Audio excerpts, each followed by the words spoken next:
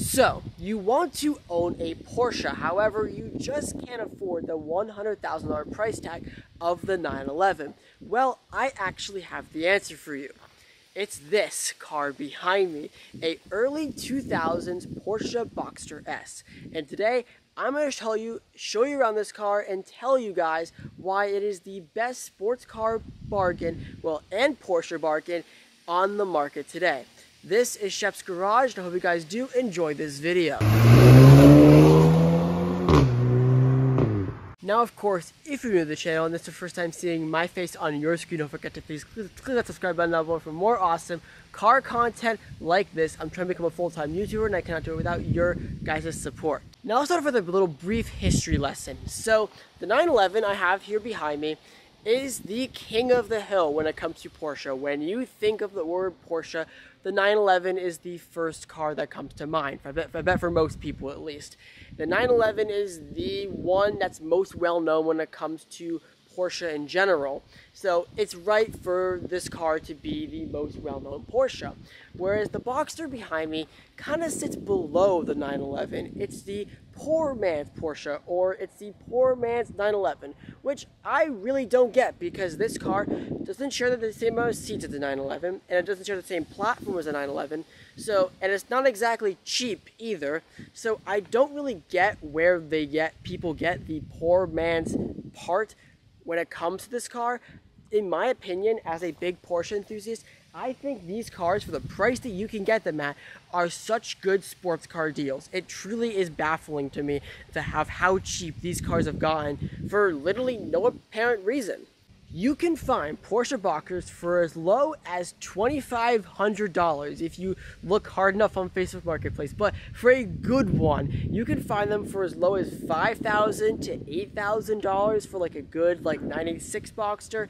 If you are looking for the car behind, which is a 2007 987 Boxster S, you would be looking at anywhere from $15,000 to $25,000 for a good one.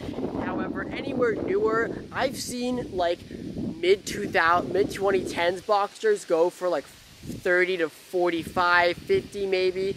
And it's really interesting of how these Porsches don't really hold their value that well. I mean, but nonetheless, that does not mean that they're not a good car.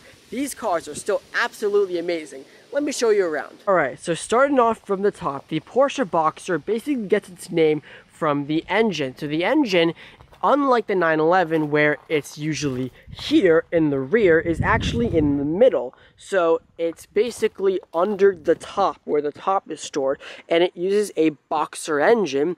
And because it's a Boxster engine and it's a roadster, because a roadster means that the car only has 2 seats, that's where the Porsche Boxster gets its name. It's a Boxster engine roadster, so that's why it's called the Boxster. But this car is actually pretty cool. So the big advantage, in my opinion, of the Boxster compared to the 911 is the engine being in the middle versus being at the rear. With all 911s, the engine is right here, so it's right below the rear axle, which this means that Porsche has to do a lot to the front of the car to get the 50-50 weight distribution even out, so the back is not heavier than the front. Whereas the Boxster over here, since the engine's in the middle, the back of the car is perfectly weighted perfectly, so Porsche doesn't really have to do a lot with the front because the back of the car sort of weighs the same and the front of the car sort of weighs the same,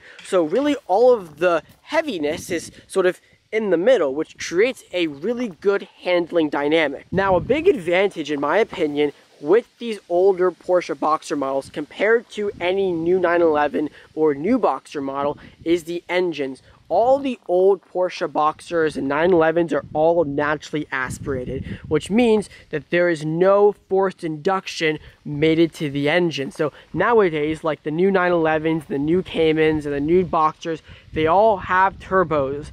One big advantage of turbos is more power, but one disadvantage of turbos is that the engine sound just isn't the best. It's pretty muffled, and they do this to improve fuel economy and emissions and so on and so forth. Whereas these older Boxster models sound so good, because they are naturally aspirated. This one uses a 3.4 liter naturally aspirated flat six with a 6-speed manual transmission, how this car should be and should always be. Do not buy an automatic Boxster, just isn't the same. And it has 300 horsepower and like around 320 pound-feet of torque, 0 to 60 in around 4.9 seconds, and a top speed of 170 miles an hour. Not bad stats for basically a $20,000 car, which is the same price, by the way, as like a used Honda Civic. One thing that's interesting about the setup of the Boxster versus the 911. So obviously I said the 911 has the engine back in the rear, and that's because it is a 4-seater car. So you can't put it in the middle. So that means for trunk space, you only have the front trunk, because in the back, there's an engine. Whereas the Boxster, on the other hand, this is pretty geniusing when it comes to Porsche. And it's kind of interesting because it always baffles me that this car has more trunk space than the 911, and the 911 is more expensive than the Boxster. Take a look at this. So obviously I said the engine's in the middle here. It's a mid-engine car, which means that obviously you still have the front trunk, right? I'll go into the car here and I will show you. We have the front trunk here. Let's pop that so you guys can see this. We have the front trunk, right? Good amount of space, same as the 911.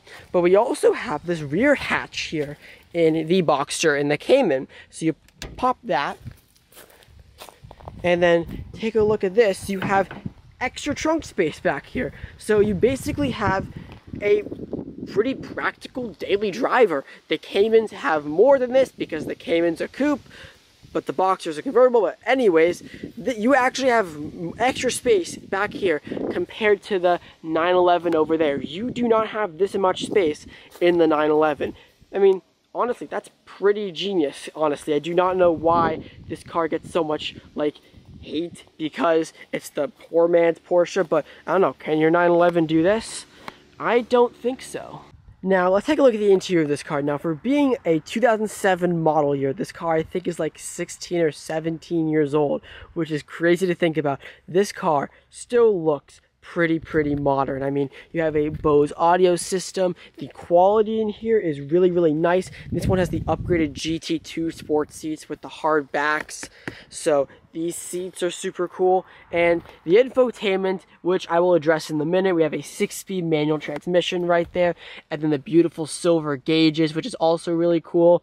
But overall, a pretty nice looking interior for being a pretty old model. I mean, the quality in here has not changed. I mean, this still feels like Porsche quality if I've ever seen it. I mean, really, this car is really nice. You still have your Boxster-ass door sills there, and one thing that's also pretty interesting is the center console, which maybe is a weak point in my opinion.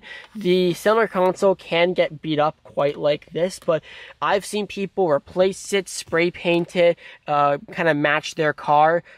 So, I mean, that's maybe a little work you may have to do, but other than that center console there, this interior still looks really modern. Now quickly I want to talk about the radio here. Now this radio looks pretty ancient. It has a CD player, as you can see. That's how old it is. Now one thing that people have done with this is they've obviously put a aftermarket like screening here, which I find pretty tacky. Well, what's interesting with Porsche is that they sell a infotainment upgrade for the Boxster. I'll put a picture of it on the screen. Like it's a real thing.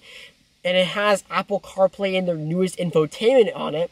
So these older cars still come new. So if you want Apple CarPlay or you want to connect your phone to the car, you can do that. It costs like $1,000 or $2,000, maybe plus installation. But I find that pretty cool that Porsche sort of cares about these older cars and selling infotainment upgrades to them. I know with my GTI, I know Volkswagen makes that car. It's 10 years old down the line. Volkswagen will not sell an infotainment upgrade for that car, you know. They say, yeah, we made it. It's gone. You know, we don't really care about it anymore, you know. That's sort of how I think Porsche is different from other companies. They care about every single car and every single model, no matter the year, they make. So, in conclusion, that is why the Porsche Boxster is such a good Porsche bargain and sports car bargain. I don't see the reason why these cars are so undervalued and overlooked. These cars are probably one of the best sports car deals in my opinion, and for a Porsche enthusiast, they're just one of the best Porsches, or first Porsches you can go out and buy.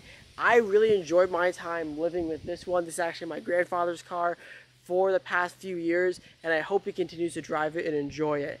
While I am a big 911 fanboy, I absolutely love the R911, the Boxster has a special place in my heart as a car that's completely different from the 911. It's a car that is a little bit more playful in some circumstances, as well as it's just a completely different breed of sports car compared to the 911. The 911 has a lot more luxury and practicality in terms of people, whereas the Boxster is just a fun two-seater, light, nimble sports car. I hope that you guys did enjoy this video. Comment, like, and subscribe, and I'll see you guys in the next one. Peace.